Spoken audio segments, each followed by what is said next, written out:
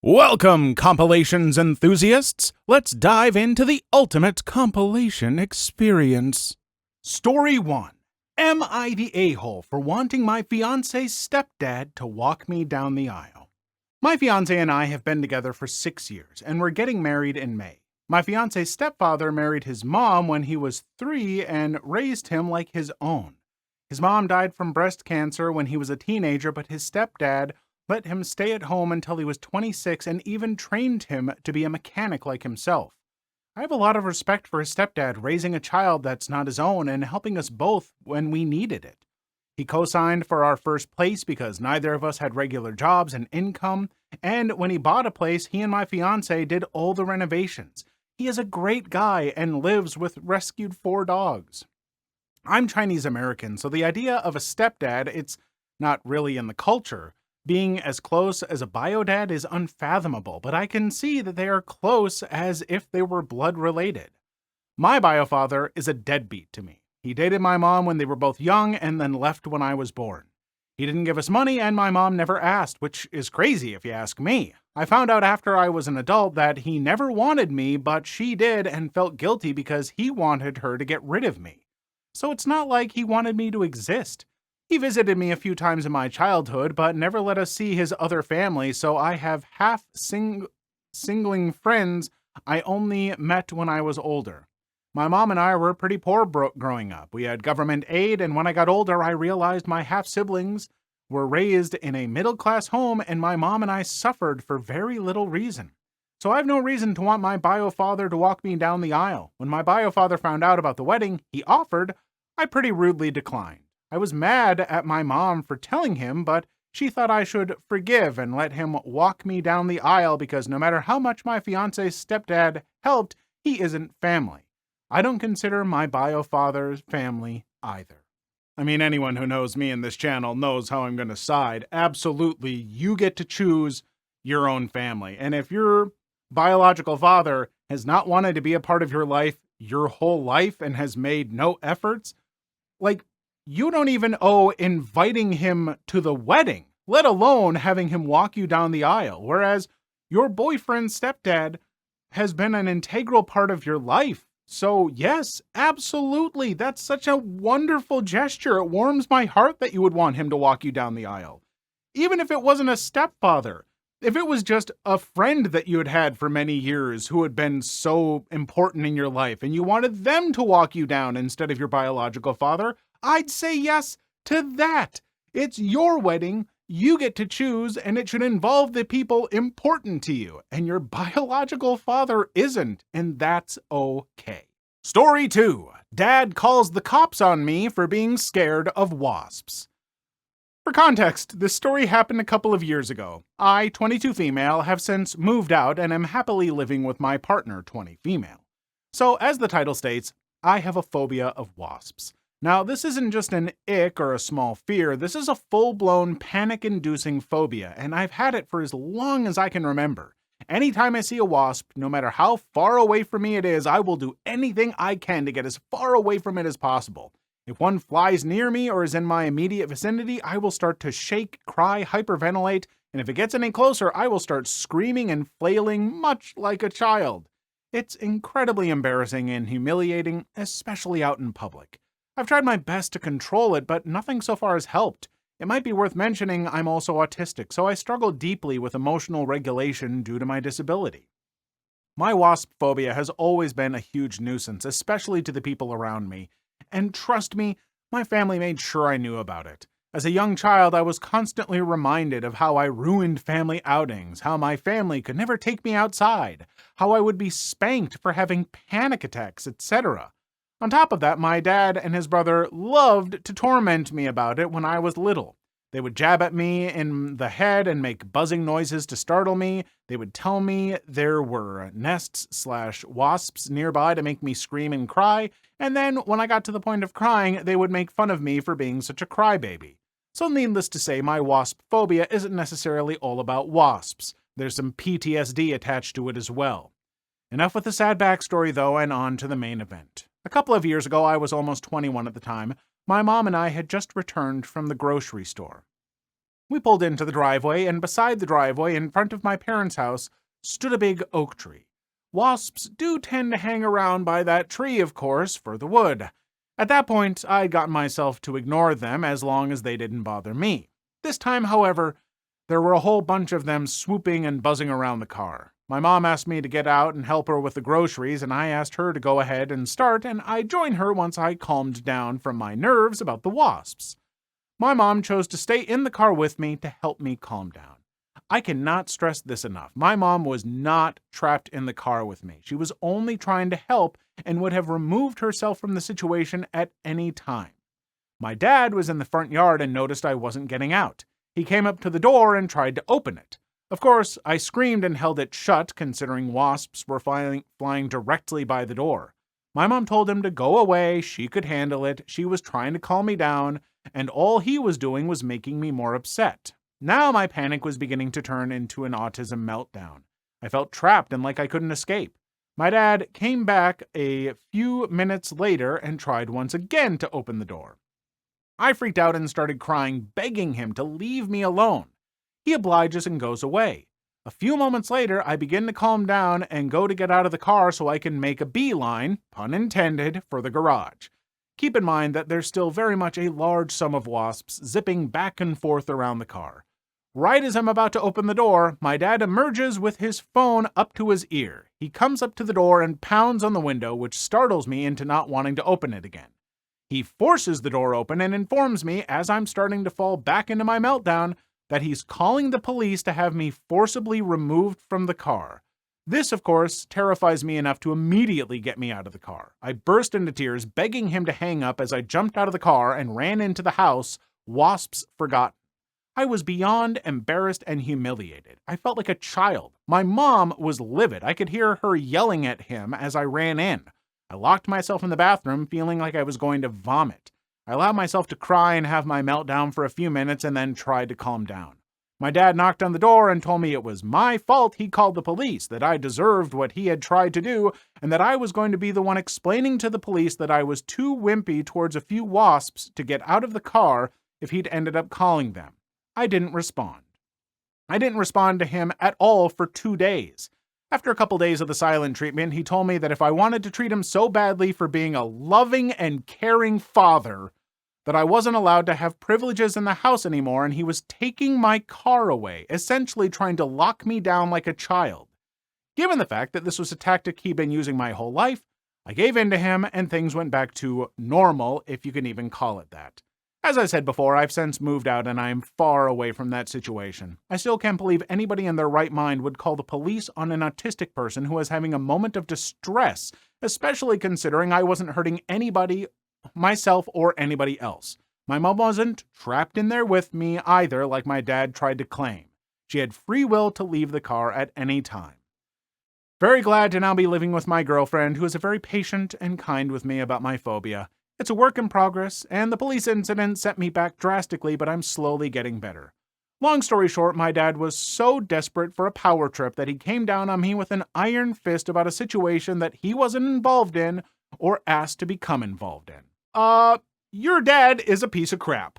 Your dad is a bad dad. He is just a bad dad. I'm making that call, just based on this stuff. I know I don't know everything about him, but the fact that you're on the spectrum, and you are dealing with a severe phobia, and he has chosen your whole life to tease you about it, frighten you constantly, and then to go to this extent, just tells me that he's not a great dad. He's a piece of crap for doing this kind of stuff.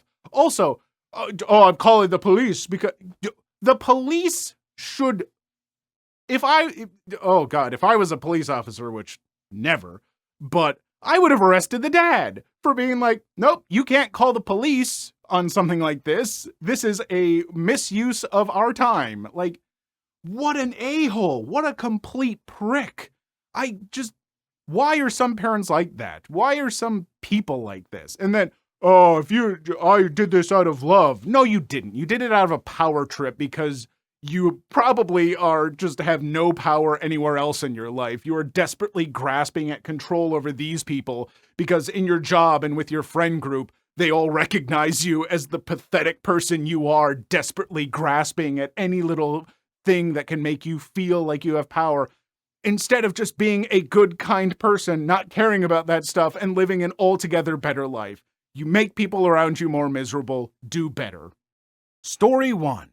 I broke up with my boyfriend because of his hygiene. Am I the a-hole?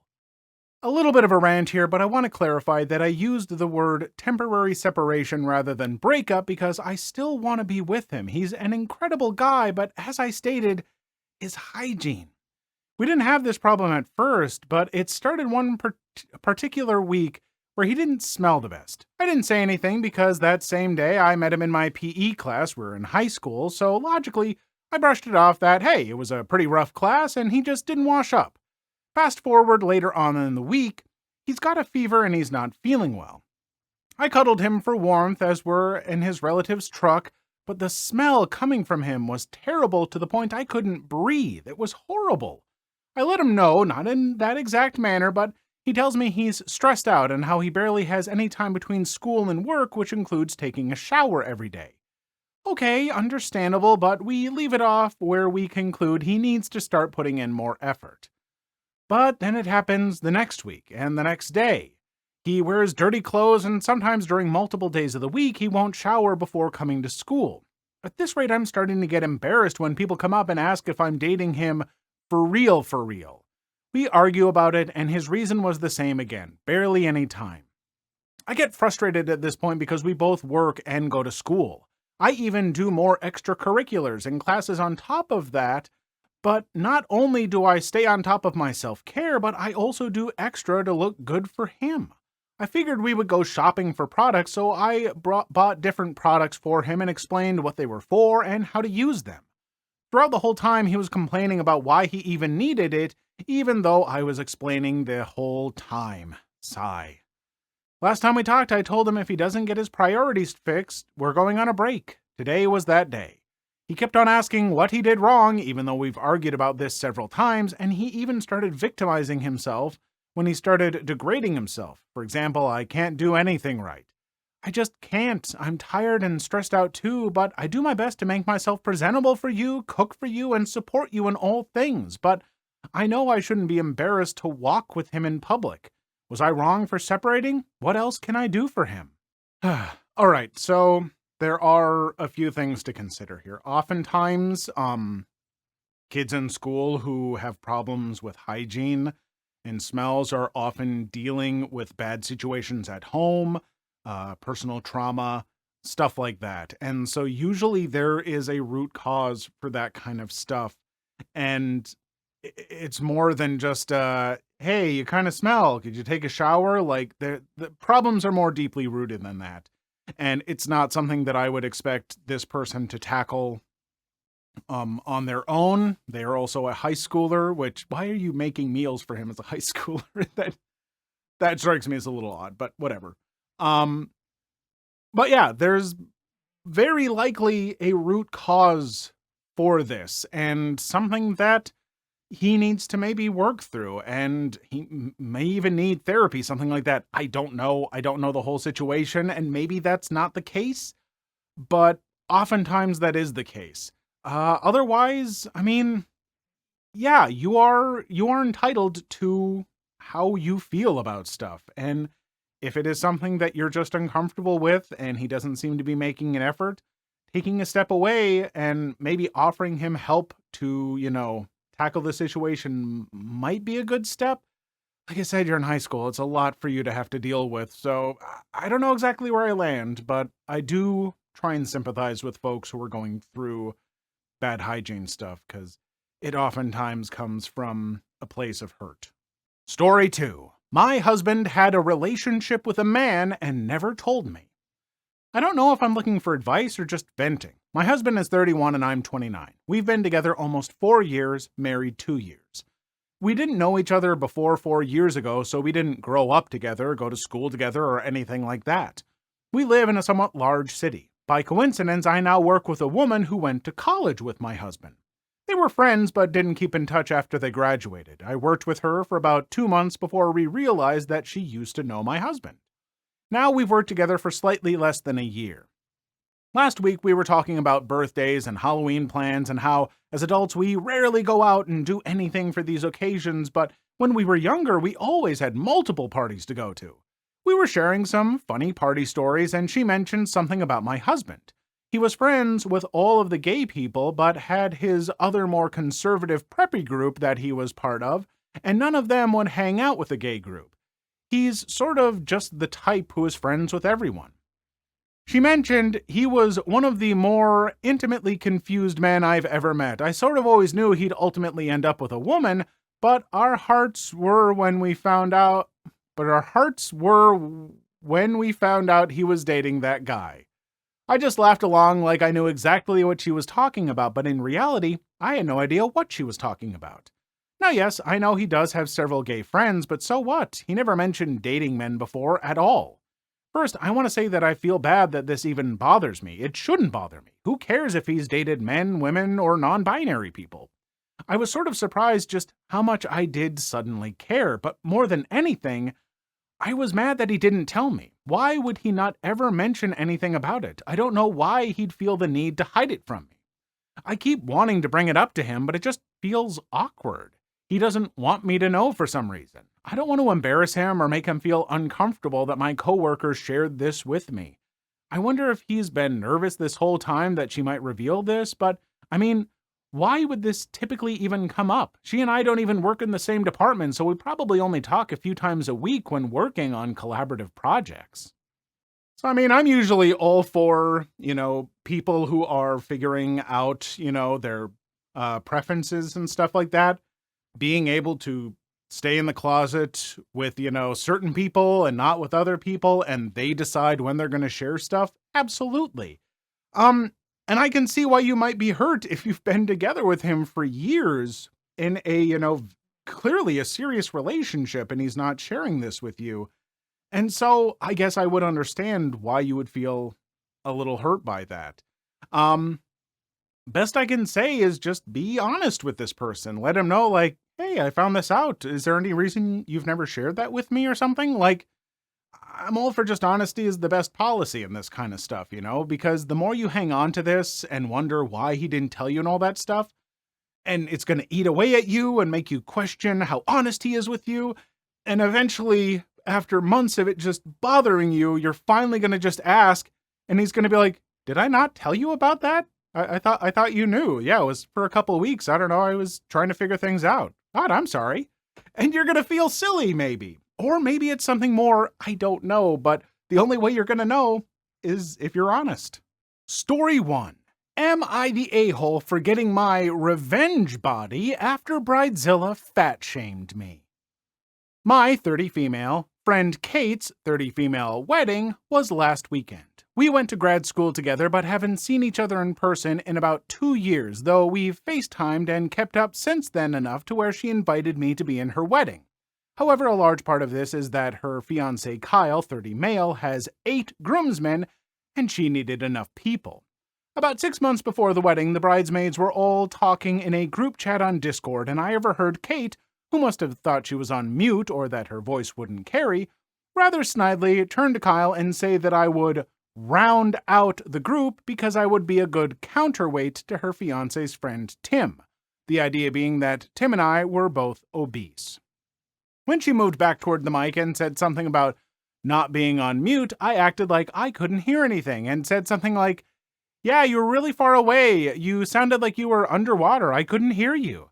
I had been planning on losing weight anyway, but I lost 35 pounds of fat in 6 months and put on 4 pounds of muscle, largely out of spite. I've always hated pictures of myself and don't maintain social media, so it wasn't outside of the norm for no one to see me. As soon as I knew what my plan was, I ordered a size down in my bridesmaid dress, then had it tailored in a little more. I wore the tightest Lululemons I could find when I met everyone at the hotel the day before, and seeing the visceral shock on Kate's face was priceless. At the wedding, I still walked in with Tim, but he was a bit stiff and awkward around me, which I attributed to nerves or just not caring for strangers. Later, after enough alcohol had been passed around, the truth finally came out that Kate wanted to set me up with Tim, which I refused, and before she was 86th, Kate said, You're not supposed to be skinnier than me. You're upstaging me at my own wedding. We didn't have a knockdown, drag-out fight, and it wasn't particularly dramatic, but apparently the other bridesmaids and groomsmen got the impression that I had somehow been a bee to Tim and that it was crappy of me to refuse a date with him. Kate and I haven't spoken since the reception, during which I said congratulations and essentially ghosted after things went south. And now I'm sitting here wondering if I'm the a-hole. No, you're not. You're not wondering that because you know you aren't. You know that Kate is the a-hole, and you know what? So first off, folks, whatever body you're happy in, that's great. I respect people of any body type, be you bigger, be you rail thin, as long as you are happy. Even, health shouldn't enter into your value as a person. So I'm not even going to do that thing where it's like, as long as you're healthy, be whatever you want, just be happy. But if you do want to get healthy and lose some weight, hey, good for you. I lost weight for my health and I've enjoyed it. And if this person lost weight, they said they were already planning on it, and this just kind of gave them the little, spite fuel they needed. Good for you. You're allowed to change your body however you want. You would have been justified if you had gained more weight. Who cares? But the fact that this person is upset with you about that you're now skinnier than them, just speaks to the fact that they're not a very good friend. You're not supposed to be skinnier than me. You're upstaging me at my own wedding. What a gross thing to say. No, she is not. No one, it's your wedding. People are there for you. And if you're getting that in your own head about one of your bridesmaids losing some weight, you are absolutely in the wrong. So, hey, good on you for, getting a body that you're happier with, I hope. And just, forget people like that. You were right to ghost and just remain ghosted. Story 2. The time I made my ex mad by making friends with the woman he cheated on me with. In my early 20s, I lived with my ex-boyfriend. I was gullible and believed every word that came out of his mouth. I believed him when he said he worked late hours and came back at 4 a.m. and made up excuses to keep me from meeting his friends and family and let him isolate me and hide me away. Well, one day his grandmother passed away from natural causes, this is pre-COVID, and he was devastated, so I asked if he wanted company or to be left alone to grieve. He, of course, wanted to go alone, and so I let him. I got a call from someone who knew both me and my ex informing me that he did, in fact, take his girlfriend to the funeral, but that person was not me. She had been introduced to his family, taken on date after date, and had played dad to her 1-year-old. My heart sank right to my feet that day, and so did hers once she found out about me. My friend got us in contact, and we talked for hours. We laughed, cried, and in the end decided to dump that man and be friends. He absolutely hated it.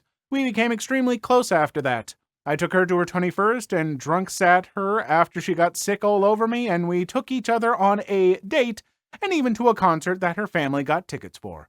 To this day, I have her in my phone as the wife, even though we're both married to wonderful men. This is a wonderful story and makes me very, very happy because A, it shows that, you recognized she also didn't know that this was happening, and so this other woman was not the enemy, and in fact, you were able to make her a friend, and that's wonderful. And the fact that it made him angry, he has no right to be angry. The only thing he should feel is guilt and embarrassment over being a scuzzbag. So, yeah, I'm sorry. He doesn't have a leg to stand on. What a... Oh, I'm not supposed to swear, but sometimes some people, all my brain can come up with are just bad words. And so he's just a real ding-a-ling, a real doofer. And good on you for making a new friend and getting rid of a scuzzy guy, and that you both found someone that you love. Story 1. Am I the a-hole for leaving my fiancé's birthday after my stepdaughter's prank? So, I got recently engaged to my fiancé, Michael. We don't live together, but we agreed to move together soon. He has a 16-year-old daughter. I gotta be honest, she seems quite stubborn and her own dad struggles to get her to listen. I'm not close with her, which is something I know I need to work on and do my best. However, her pranks make it difficult for me to maintain a good relationship with her. She loves to prank, and her prank can be a lot sometimes, though there's sometimes some humor there. I try to laugh it off every time she'd prank me, but it's gotten too much lately. My final straw was on her dad's birthday. I came to spend the day and have celebratory dinner. My future in-laws and relatives came as well. All went well until dinner. We were about to have dinner, and once we walked into the dining table, I was stunned to see my underwear hanging on a hanger in the corner. My stepdaughter looked at me, smiled, and said, "Oh, you forgot these last time you visited, and I didn't want you to forget them again, so I hung them here." I was absolutely astonished, speechless even. Michael was shocked, and my in-laws and other guests, including Michael's friends, were staring at me in awkward silence. I felt so humiliated, especially when some of the men laughed.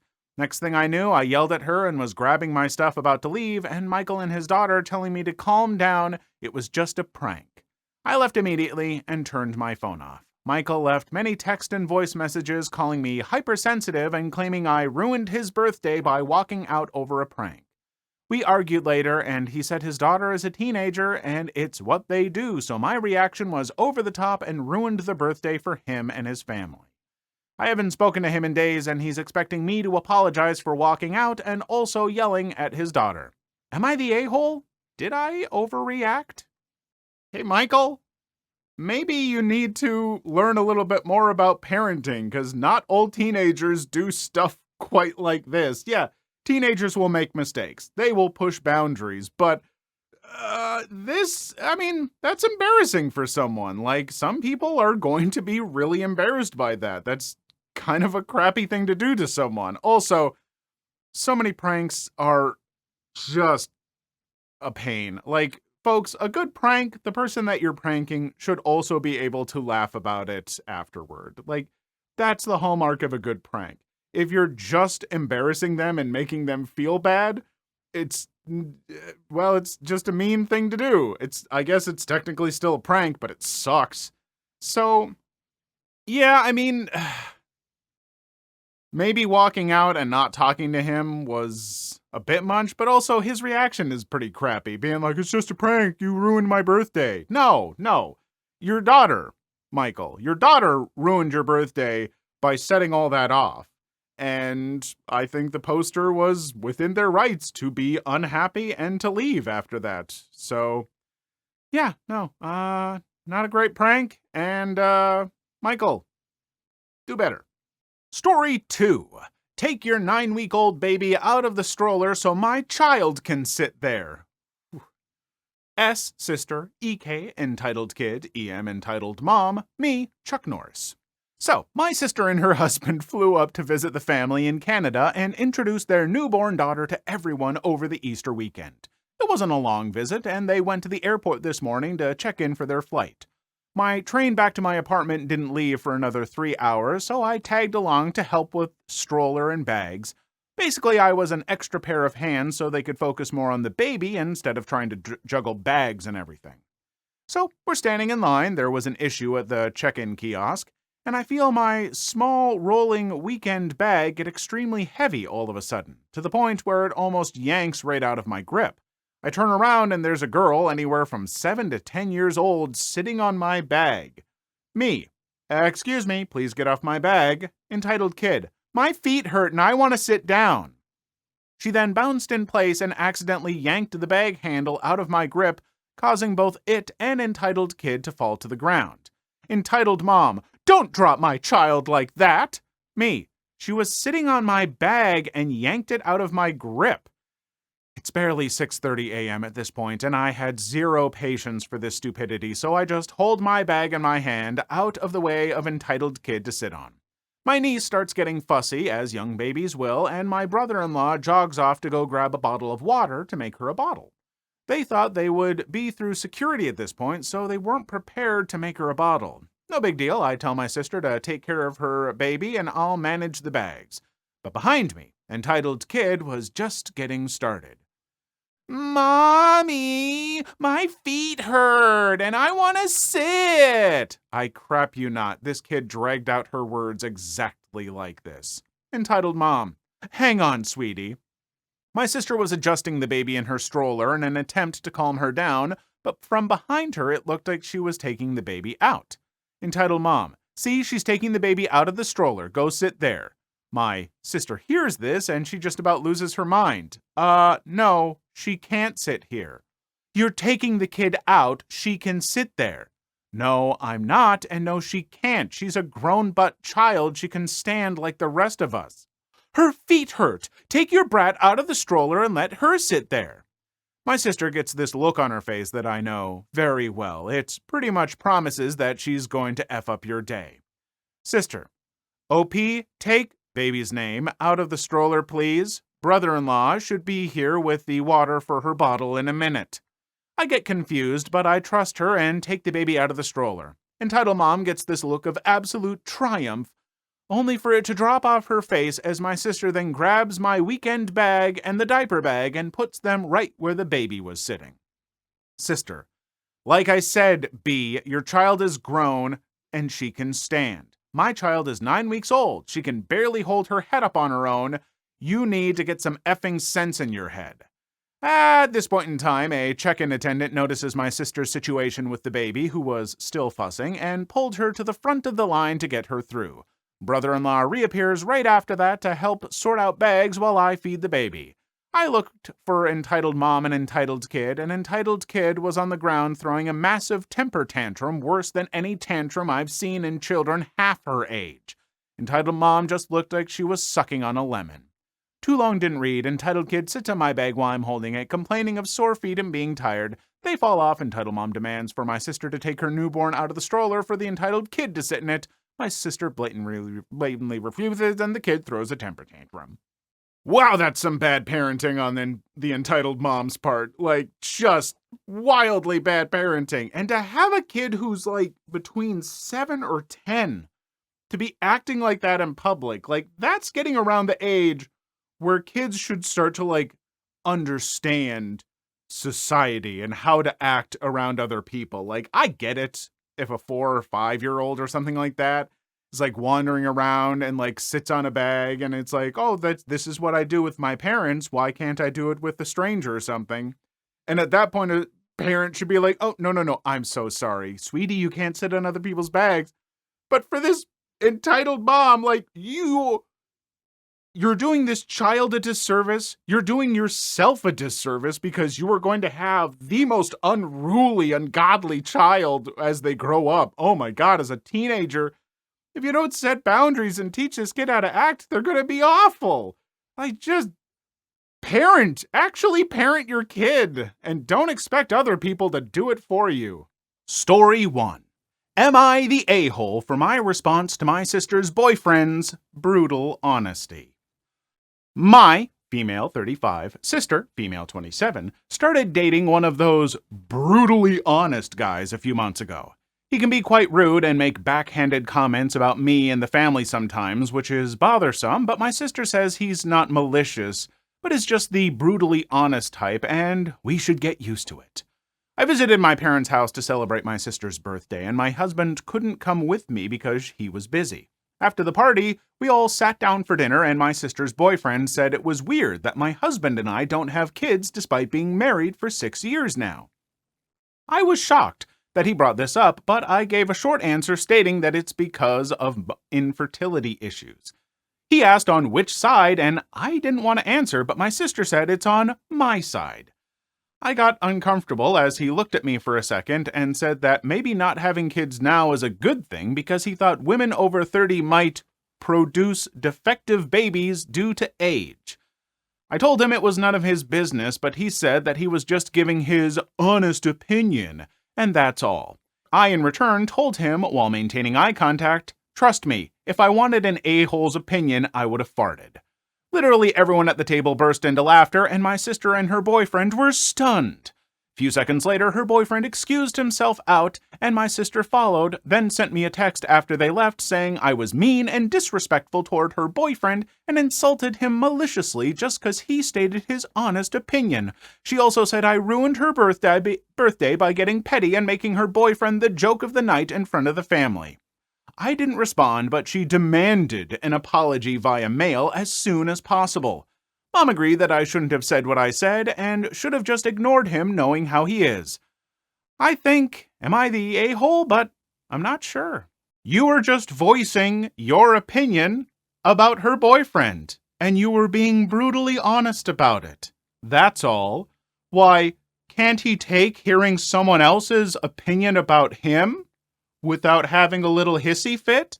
Is maybe brutal honesty just a way that people want to get away with being absolute jerks, and they don't understand that sometimes you don't have to say anything and you can use tact and stuff like that and treat other people with respect? Because sometimes honesty isn't what you need. You don't need to be told every little thing with honesty. Sometimes you can just shut your mouth, boyfriend. That's my brutal honest truth for you, not even an opinion. And if you don't want to hear it, well, too bad. I guess you can just take what I've said and go run off in a corner and cry about it.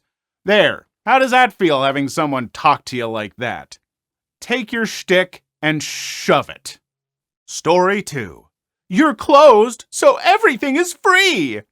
Backstory. So I work at a pretty big pretzel company, but for privacy reasons, I will call it Uncle Unnies. Anyway, I had worked there for a year already, and this happened pretty early in my second. This particular pretzel place was inside a small amusement park in Pennsylvania, not Hershey Park, important to later. Alright, enough lame backstory, now on to the juicy story. Cast, me, guess EM, entitled Mole, TD, tired dad, not entitled, TK, tired kid. Story. So it was the last 5 minutes after my shift, so I'm tired and want to go home. We were busy cleaning and not paying attention to the window because normally most families would have left by this point. Then we hear a knock at our window. No, I'm the cashier, so I walk up to the window and say the line I always say. Me. Hi, how can I help you today? Entitled Mole. Yeah, hi, are you closed? Me. We closed 5 minutes ago. Entitled Mom. Great, do you have any leftover pretzels? Me. Yes, we do. Why? Entitled Mole. Oh, can I have them? Me. How many would you like? Entitled Mole. 5. Me. All right, that comes to $21.15, $4.23 a pretzel. EM. Why aren't they discounted? Me. If you have a season pass, it's 15% off. EM. No, you're closed, so the pretzels should be half off. Me. Wanting to go home and stop caring. And why do you think that? EM. You're closed, so that means the pretzels are a day old and should be discounted. We switch our pretzels every 30 minutes. Me. Those pretzels are only 30 minutes old. EM. Fine. Babe, do you still want them if they're full priced? TD. I don't care. Hurry up so we can go home. EM. Fine. So can I get 15% off, right? I can get 15% off, right? Me. If you have a season pass, yes. EM. No, I should get 15% off because you're closed. Me. Ma'am. No. As you stated, we are closed, so we are no longer selling pretzels. I'm only offering them to you because my boss wants as many sold as possible. EM. See, you can't sell them, so they're free. Me. No, they are not. I will take them home and eat them for my dinner. I was too tired to care as I had just worked a 5-hour shift. I know that's not a lot, but it was 95 degrees Fahrenheit, and I had to deal with kids the whole time, plus I'm 15 and they can't have me on for much longer. EM. You don't need them. My kids are hungry. Me. Then buy them some food. EM. No, they're free. Me. For me, yes. For you, they are $4.23. TK. Mommy, can we go home now? EM starts screaming something that no one but dogs could understand and leaves. I know the story isn't as interesting as some of the others on this, but I just had to post this and was waiting on getting enough karma. Edit. Put in TK dialogue, edit. Thanks for the silver and gold, kind strangers. On one hand, I am all for like, hey, all of this food is just gonna get, thrown away if we, don't sell it and we're closed, so I'm personally okay with like giving some of that away, but also keep in mind, some of these places keep track of that stuff, and they will be super mad if you like give stuff away. Like they keep count all that. I don't know if they do that at Uncle Un's Pretzels, but you gotta be careful, like I don't think any poor minimum wage worker should have to risk their job to give someone else a little bit of free food. So yeah, I don't blame this person one bit for the course of action that they took. And it just, like, yeah, if you can get some free stuff, cool, great. That is a wonderful little prize, but don't demand it. That's not a good look. Story 1. Am I the a-hole for taking back the beer I bought for a party from which I was uninvited? This happened just a few hours ago. I'm a 19-year-old man, and the people calling me an a-hole are 18-year-old men and women. On Thursday, a person I had a major crush on in high school, but who rejected me, messaged me out of the blue.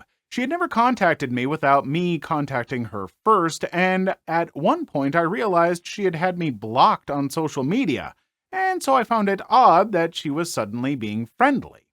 After sending a couple of greetings/questions about how I have been, she said that she was going to have some people over and wanted to know if I would get the beer. The drinking age where we are is 19, and she and the people who were going to chill were all 18. The liquor stores in my area all have cards. I thought it was silly that my being a month older meant I could buy liquor and they couldn't, and so I said I would love to go. She said, "Thanks, I'll pick you up at 7. 7 o'clock rolled around and she texted me to say she was in front of my house. I went out, dressed and ready to chill with some people, and she drove me to the liquor store. When we got there, I asked what beer she wanted me to get, and she told me to get Budweiser. I hid my disappointment as well as I could, but it was her party, so I went in and bought 2 cases of 24. I got back in the car and said, "Let's party." And she was eerily quiet. I noticed that she wasn't driving toward her neighborhood, but rather back towards mine. I thought she had moved or something, but didn't want to press the issue. When she turned down my street, I finally figured it out. She was being purposefully vague about the invitation because she wanted me to get the beer, but she wanted a way out when she told me I wasn't actually invited in the first place. She stopped in front of my house, leaned over, kissed me on the cheek, and said, "Thanks," in her best voice. I deadpanned her and asked when she was going to tell me I wasn't invited. She feigned surprise and said that she never intended to invite me in the first place. I sat in silence for a long, awkward minute, picked up the beer, and walked toward my front door. She got out of her car and frantically tried to re-invite me to the party, but I told her that what she did was the most humiliating thing that ever happened to me. I opened my front door, slammed it a bit too hard, and came back to my room. Now I'm sitting here drinking absolutely unpalatable pea water, and I have text messages from all of her friends and her asking me why I'm being such a D. I don't think I'm the a-hole for reacting the way I did, but if you haven't figured it out, I'm not amazingly social, so I'm not sure. Am I here? You are most certainly not the a-hole. You are someone who was used for their ability to buy alcohol when they couldn't, and they're absolute pricks. I'm very sorry that they humiliated you like that, but if it's any consolation, the opinions of people like that are not opinions that you should care that much about. Screw those people. I would never want to be in the company of such massive a-holes. Thank you very much. But the thing I'm maybe more sorry about is the fact that now you're stuck with a bunch of Budweiser. I mean, look, I'm not a snob. I enjoy plenty of just, on tap American domestic beers, just fine. Not Budweiser. That really is just the worst part of this whole story. Please leave your story in the comments. I would love to make a video on them in the future. Also, don't forget to like and subscribe.